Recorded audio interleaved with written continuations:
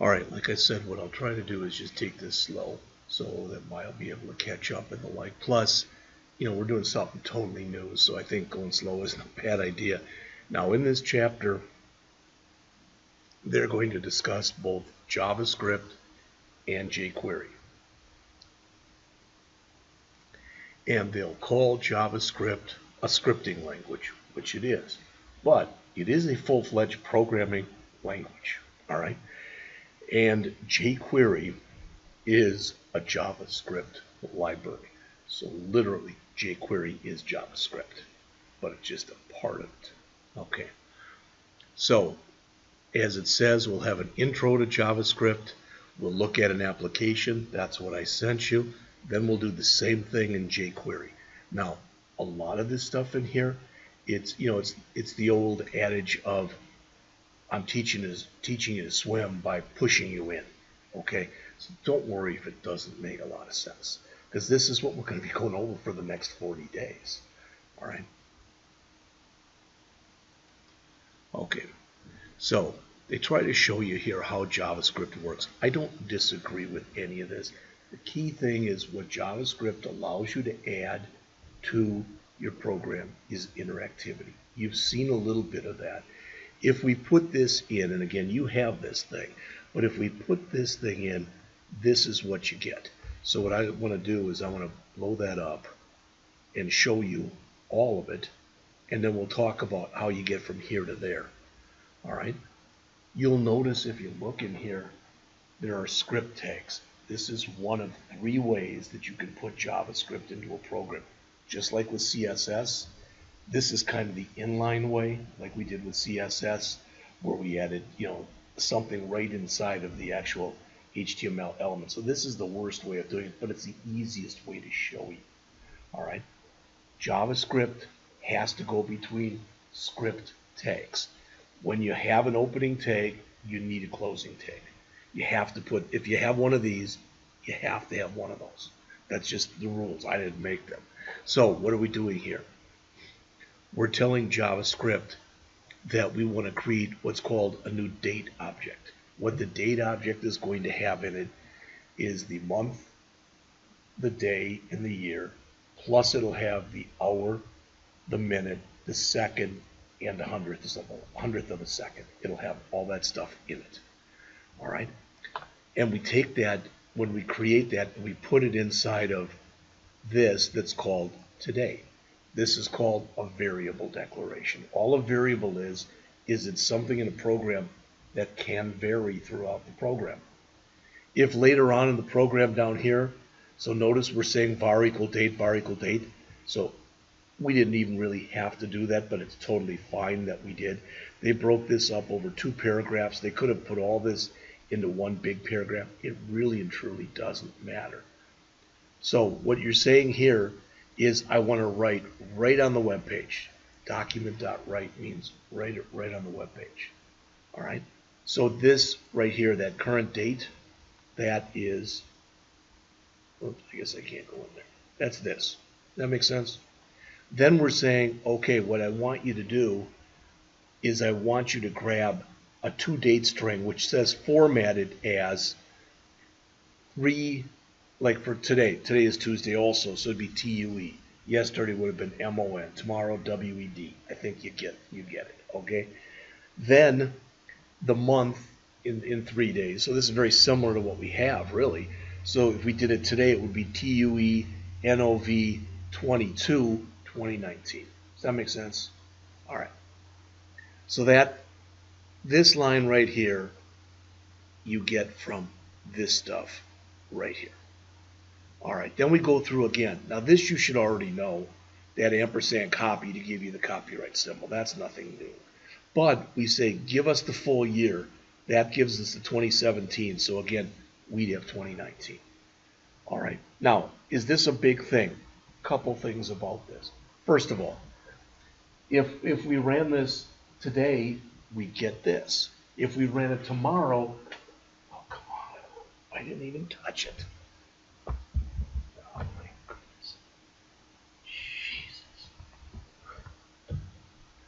I know I didn't touch it because the cord's over there. Oh, God. All right. Well, maybe you can just look on in your book, okay? Because I don't want to waste his time or your time. So if we ran this tomorrow, and it would say current date, WED, NO, I guess OCT, not NOV, OCT 23. Make sense? Okay. All right. So on the bottom of the page, as it says, it's a scripting language, but it's a lot more than that. It used to be that JavaScript was used only on the client, only on your machine. You didn't use it on a server. Now it's used on a server too. In fact, I may have told you this, I may not have. The class that I'm teaching in there in the afternoon now, when you take it in fall, we want to change it so it's a JavaScript on the server side class. People hate that class right now. They did their evals like you guys did yesterday, and 10 people out of 11 were there. 3 of them wrote down, "This is so unbelievably boring, I can't believe it. You know, could we please do something else, etc." type of stuff. Well, no. All right. So JavaScript can modify the contents of a web page. That's important. What you're going to look at in just a minute is JavaScript works with something that's called the DOM, the Document Object Model, which probably won't make a lot of sense to you, but it's a whole chapter in your book. All right. So again, there's 3 ways that we can include JavaScript on a page, just so you know. You can do this. This is the equivalent of the one that's on the top that says a script element in the head section. Okay, I'm on, again, I think you know it, but I'm on 633. That example is like putting in an external CSS file. Now we're putting in an external JavaScript file. When you do your next test, you may add on to this test. Remember I asked you to create a JS folder?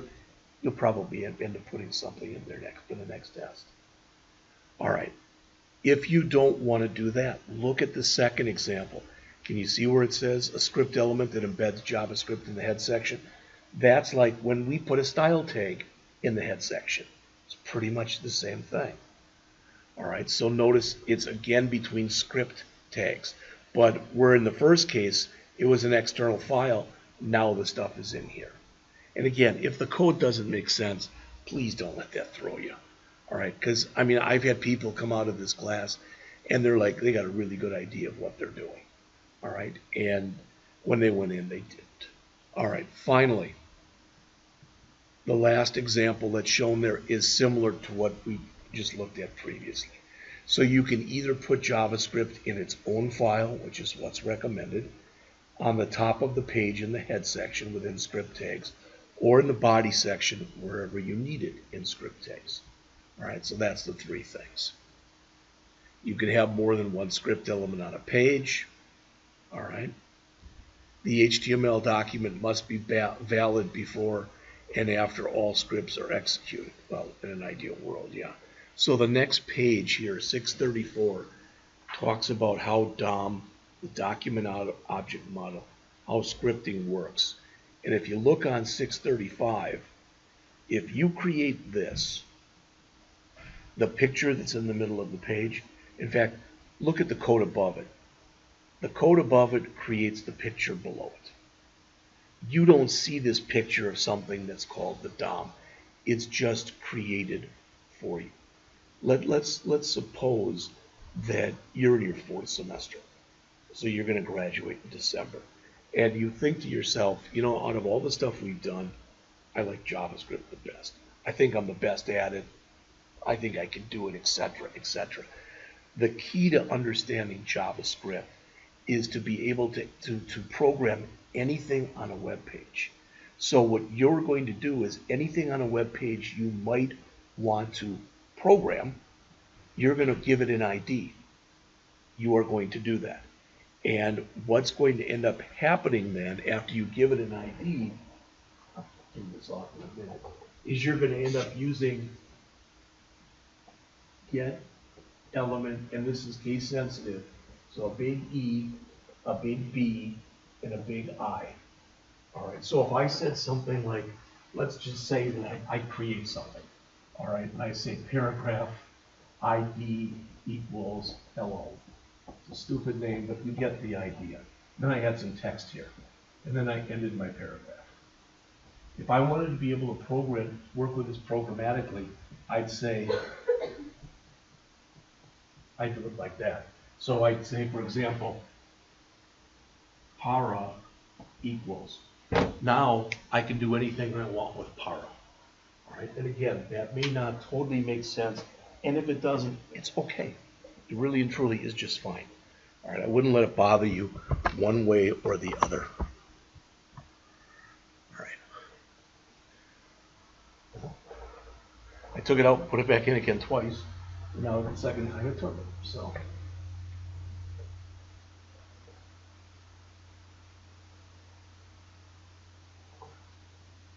So notice with the form right there. See how the form has an ID? Email form. The label doesn't have an ID because typically you don't program labels. This input here has an ID. This span has an ID. So those are the things you could conceivably want to touch programmatically. And when you look in here, okay, you've got stuff in blue and you've got stuff in green. Typically the stuff that you're going to be end up programming is the stuff in blue. All right, the stuff in green, the stuff in blue are called nodes. Okay, just so you know, you don't have to know that, but they're called nodes. The stuff in green are typically, these are called leaf nodes because you can't go any further. They're at the bottom of this, so to speak. So when you look, it says the DOM nodes that you'll commonly use. Yeah, element is the one you're going to use most of the time. All right. So that's what the DOM is it's a collection of nodes that gets built for you automatically. When you use JavaScript to manipulate the DOM, sometimes, as they mentioned, it's called DOM scripting or scripting the DOM. Some people call it programming the DOM. It doesn't really matter.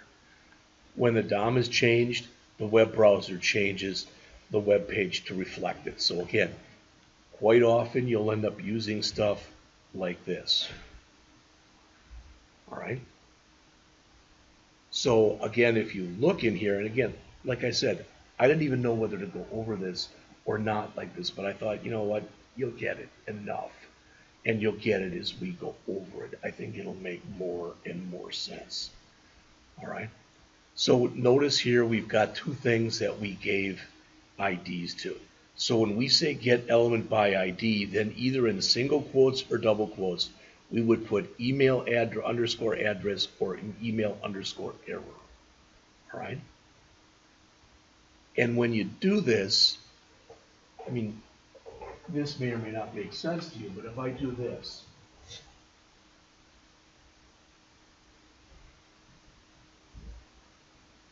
all right, if I said to you, what's that doing? You'd say, well, it's setting age equal to 18. That would make sense. And it is really doing that. But in here, we don't use the word equals. What we're saying is we want to assign the value 18 to the variable age. All right? You don't need to use the word var, but it sends a signal to the compiler it's a variable. All right? I don't think you've heard this before, but I've given this analogy before. All right. When I was in high school, I had a guy that I worked with. We went to different schools, but we were really good friends. He played in a rock band, okay? And he was a guitarist, and he was a really, really good guitarist.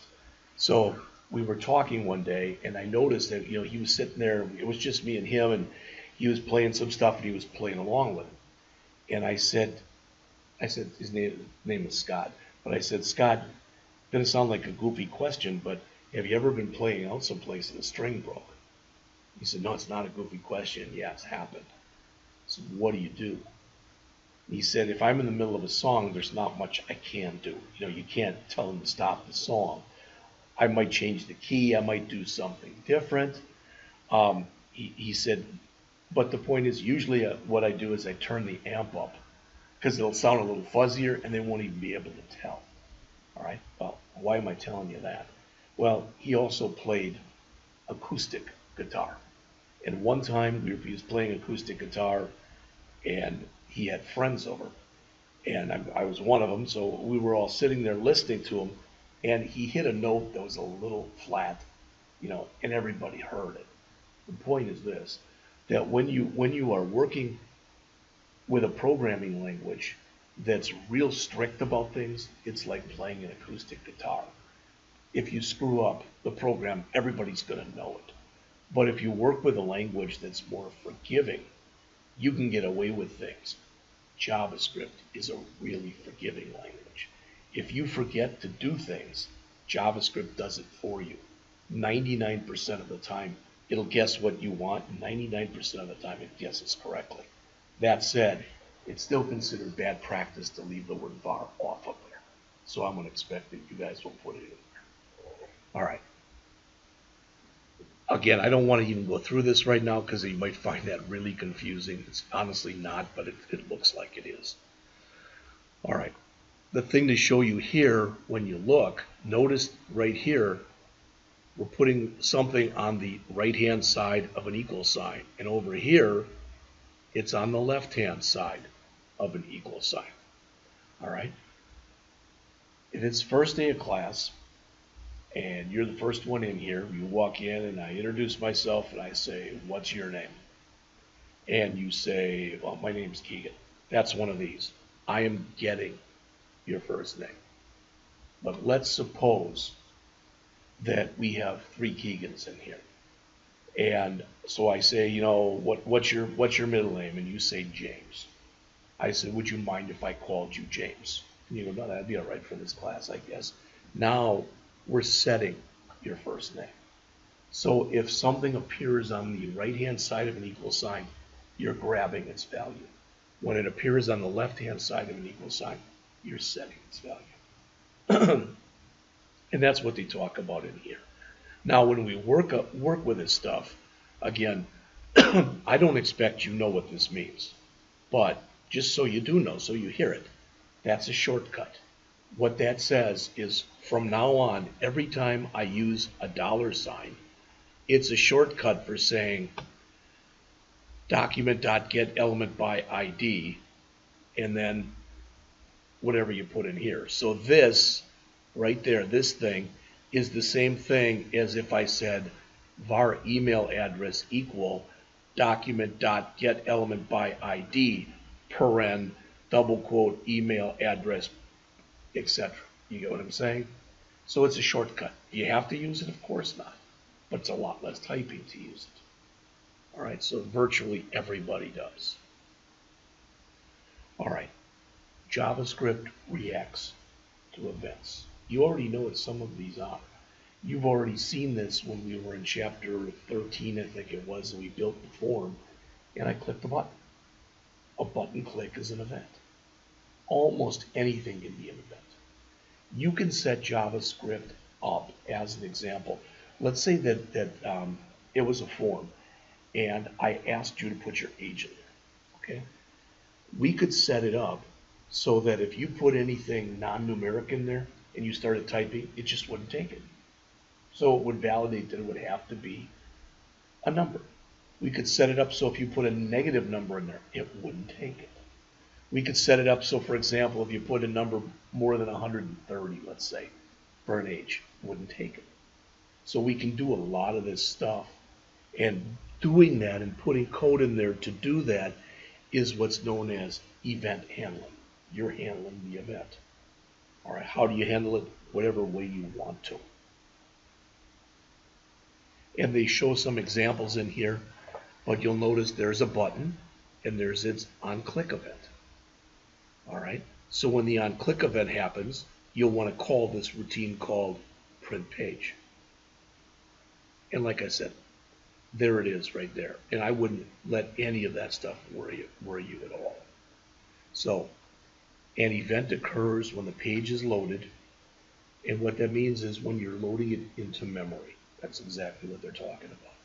All right, or when the user performs an action like clicking an element, usually a button, but it doesn't have to be. The code that handles the event is called the event handler, and it can script the DOM or use anything that you've given an ID to work with it. All right.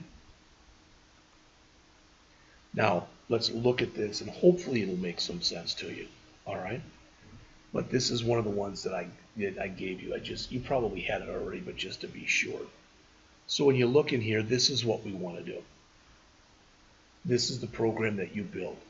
If you don't put anything in the first email address that's there, that red asterisk changes to something like you must enter an email address. If you put an email address in the first one, but it's not a valid email address, so if I put hello in there, then that asterisk will change to you must enter a valid email address. So let's say I put in jpscott@rankin.edu here, and here I put jpscott@rankin.edu, but I've somehow accidentally put 2 U's at the end. Then I'll get a message that the emails must match, and that'll come right here. Here, if I put in anything, it'll be fine, but if I leave it blank, it'll say you must enter a value for the first name. That's the simple validation that's being done in here. So this is the code to do this. Now, I'm not going to go through any of this because, believe it or not, you should understand the only thing that might look a little different is that asterisk, and that's what you put in these spans right here. See how that's an asterisk? Then you use CSS and you make sure that they're red. That's all. All right, but I don't know if there's anything else that's in here except this line. See this? That says we're using an external file. That's a JavaScript file. All right, so here's the JavaScript. See, there's the stuff I showed you. All right. Now again, like I said, if this stuff doesn't make a lot of sense, don't let it bother you. We're going to be writing hundreds of lines of JavaScript in the next 40 days. So again, this is that shortcut. This says that rather than having to say document.getElement by ID, I can just use a $sign. All right. So these 2 lines right here say whatever you put in here, I'm going to refer to in my program as email address 1. Whatever you put in here, I'm going to refer to as email address 2. Make sense? All right. Then we've got a thing here that says is valid equal true. That's what's called a Boolean variable. All right. Boolean is something like married. You're married or you're not married. It's true you're married. It's false you're not married. All right.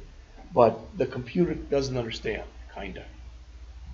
You know, so the old joke, oh, is she pregnant? Kinda. No, she is, or she's not.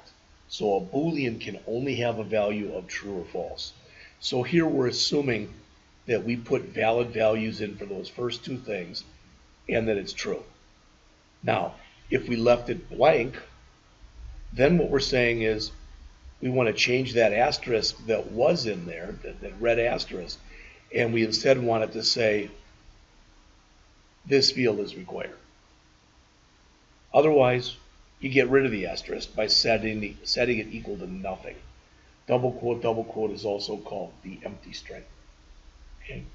Then we do the same thing with the second email address. And notice if the first one was empty, we set this is valid thing to false because it's not valid.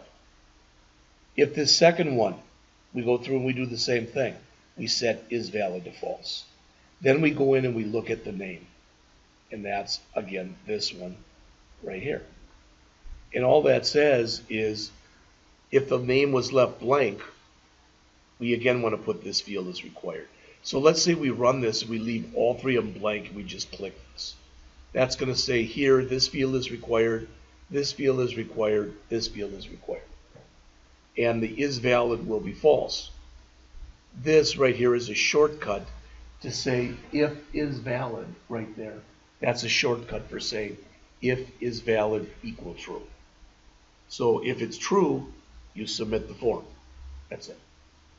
And the last thing we're doing here, I don't want to go into this, it's called registering a function. So we're registering the function. All right? All right. Then the rest of the chapter, I'm going to go through this faster because this is more complex than what we just looked at. It's called jQuery. It's a library. It's got tons of built-in stuff. If you go out to jQuery.com, really ugly website, But if you click right there on that ugly brown button, it will allow you to download jQuery. There's 3 ways that you can download jQuery. I don't expect you to remember this, but I'm going to say them anyway. First way is you can say, just give it to me. And you can save it right into your JS folder. You can also have it go in and do what's called minify the file. If you looked at it on the screen, you'd go, there's only 3 or 4 lines in here. Yeah, but they would keep stretching and stretching and stretching. All of the unnecessary white space and comments are removed if the file's minified. The third way that you can do it is you can use what's called a CDN, or a content delivery network. We looked at that a little bit with the Bootstrap stuff, but what you can do is you can tell the system, go out to this site and grab jQuery for me.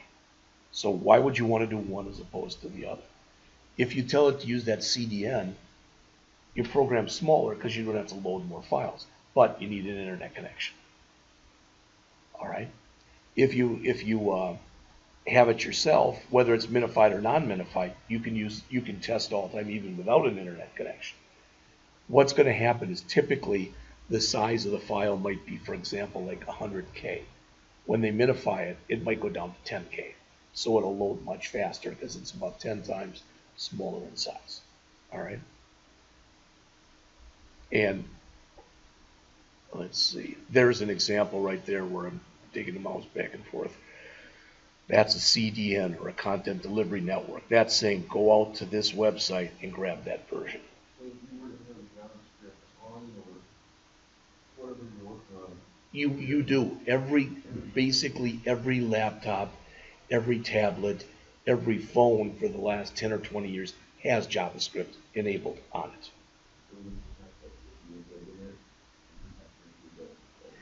You would have to include this but you only have to include it once in your program.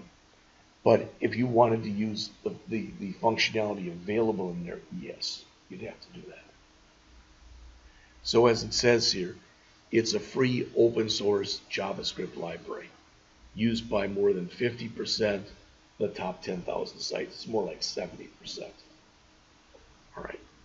So just so you see this, it's not a big thing, but I wanted to show it to you anyway. So I'm going to come here and I'm going to say this, jQuery.com. So there's that ugly button. If I click here and I click download the uncompressed version, I want you to see this. Doesn't look bad, you know what I mean? And it's going to make it smaller, so not that small. Come on. But you can read it. You can see everything that's in here. I don't know how many lines are in here. If you told me 10,000, though, I'd believe you. Okay, so that's it in the unminified form. If I say compressed, that's the same file. Now they've changed it. Now they're putting it over different lines. It used to be, it was like 3 or 4 lines. But can you see, I mean, I don't know about you, but that doesn't make any sense to me. Now, why would you want the compressed one? 2 reasons. One is what I already told you, it's smaller. The other one is we should never modify this file, ever. We can use this file and make modifications in our own program, but you never modify this file. No, it's not illegal. It's just that it's easy to break. And if you break it, you'll have to reload it and whatever. So, no, it's open source. So if you want to go in there and change it, you can do that. Now, what you're going to notice is, in some ways at least, it's going to look like JavaScript, and in some ways it's going to look like CSS, because jQuery is a language that was designed to really work hand in hand with CSS. What this says right here is, I want to grab every H2 element on the page. I want to grab every ID on the page that's called email address. I want to grab every class on the page that's called warning. Does that make sense? All right. And you'll notice .val, .text. Again, we can use jQuery just like JavaScript set things.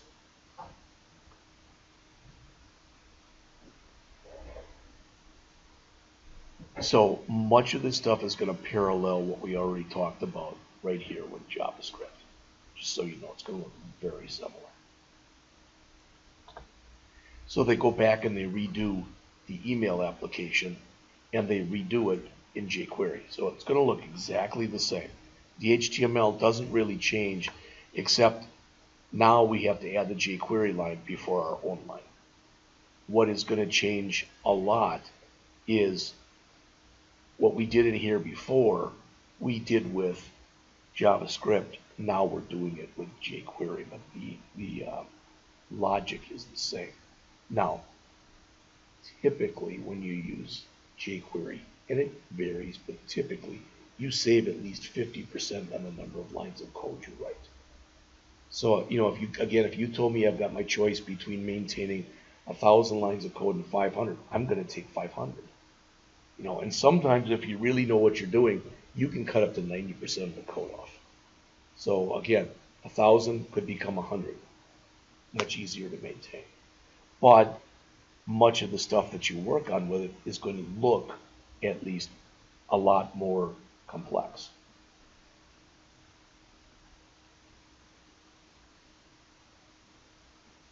How to use JavaScript and jQuery as a non-programmer. Well, first example they're going to give in here is this one.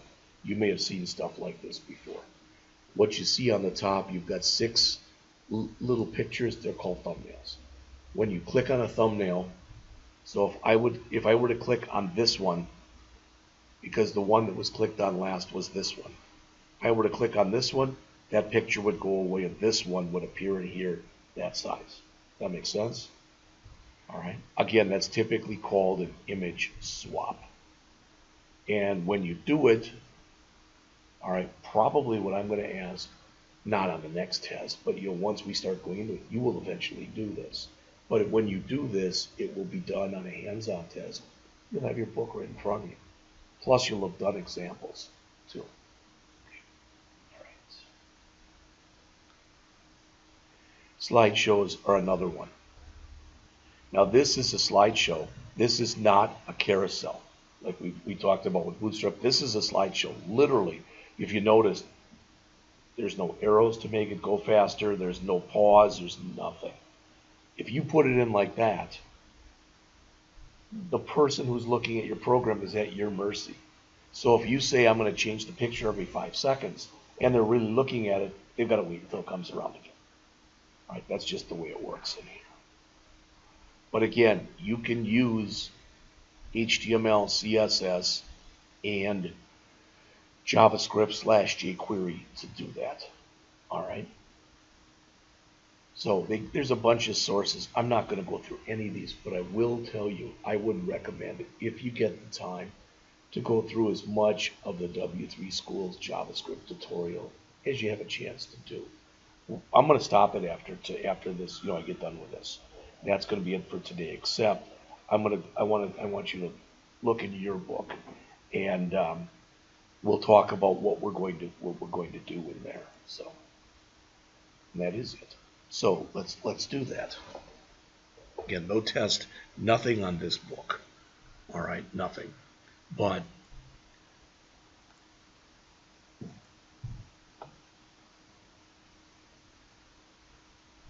if I go out to my C drive,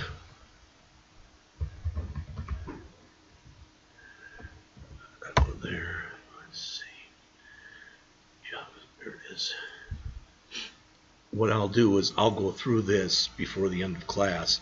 This student download, I'll make sure you guys both get a copy. All right. Now, instructors, I want to see what they have in here. So let's see. Case studies. So with the case studies that are in here, I don't believe we're not going to be doing, let's see. I don't even know if those are the ones. We're not going to be doing the Halloween thing anymore. We're not going to be doing the shape up. These have their own. Now, it's going to look different because, and like I said, this isn't the one that I want. But when we start to look through here, notice for virtually, where the heck that stuff is. Let's see.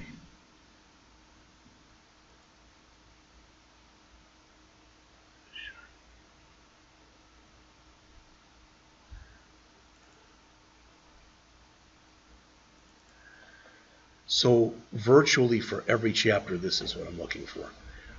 You're going to do many of these. And what they'll usually do is they'll give you like a starter file, so they'll get you going, and then you'll add to it. If you don't like the starter file, you can just do your own. But we're going to do some of this stuff as a class. All right? One last thing that I wanted to show you, and I don't think I have it up anymore, which is fine. But I'm going to come in here, and if it makes no sense, please don't let it bother you at all. But I just wanted to show you a couple things quickly. Steal some of this here.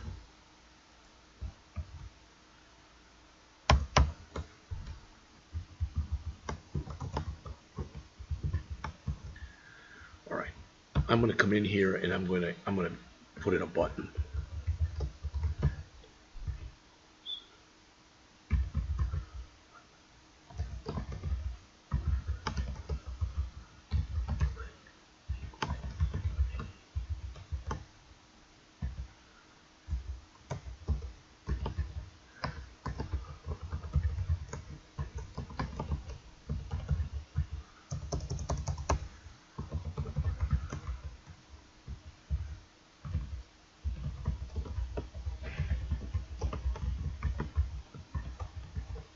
Let's see if this works.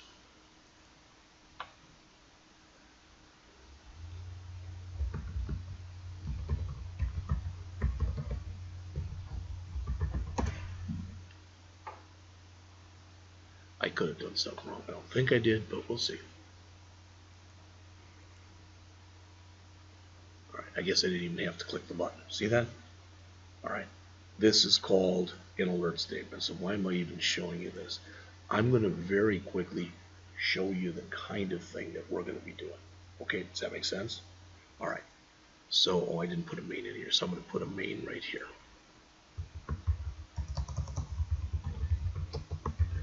And I'm going to ask you a question that might sound like a really goofy question.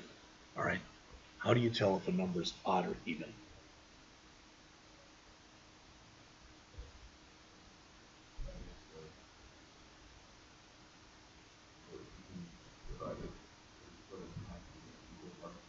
Yeah, that's basically it.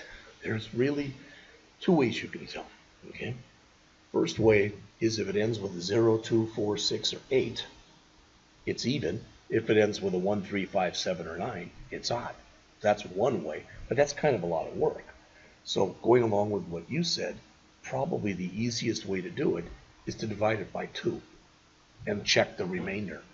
If you divide it by 2 and it goes in evenly, like you said, equal parts, it's even. But if there's a remainder and there can only be a remainder of 1, it's odd.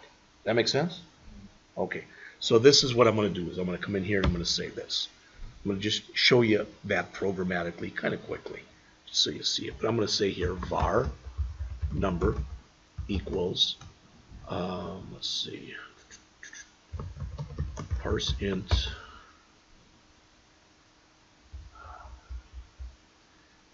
input, enter a number. We'll just default it to 10. Okay. Oops. Well, let's see if that works.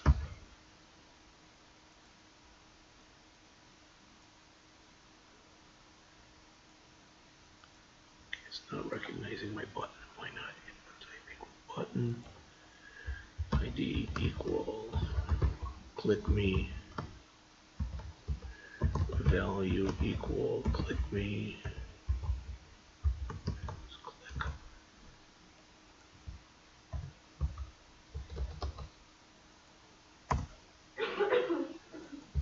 So what I'm telling you now is I want to make this button. I want its ID to be click me. I want its value to be click. And when I click it, it should call me. All that makes sense? Let's see if this looks a little better at least. Now I think it's working, but I'm not telling it to do anything once it does that. So I'll come in here and I'll say alert. You entered the number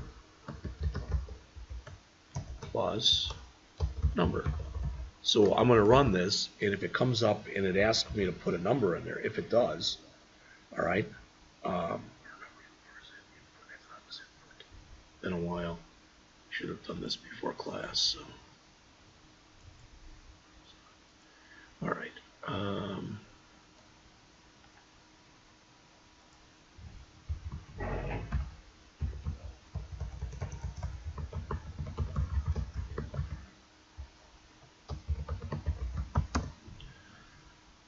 Notice right away W3 schools.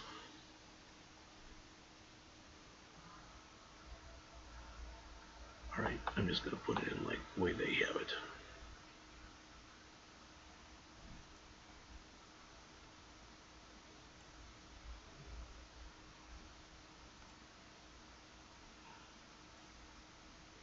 See, all that's not letting me enter a number, and that's what I want to do. So.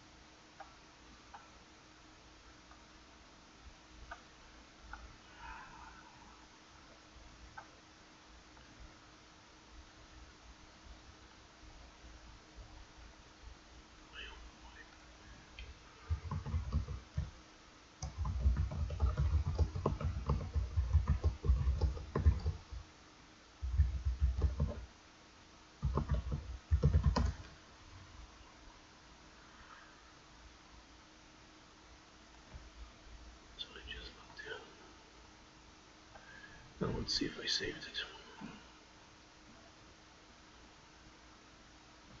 I wrote this for you, but for some reason I can't find it right now, so it'll give me a chance to quickly, and hopefully fairly quickly.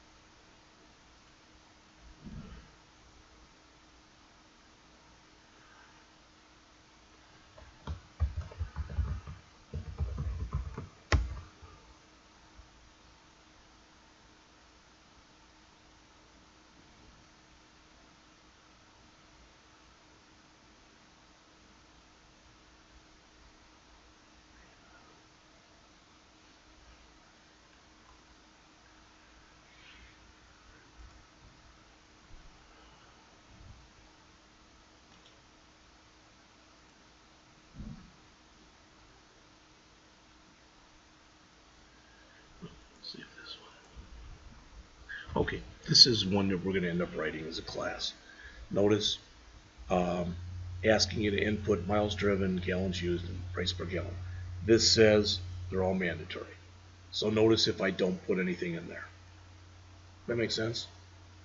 And I'm going to put in here, I want those to be numbers.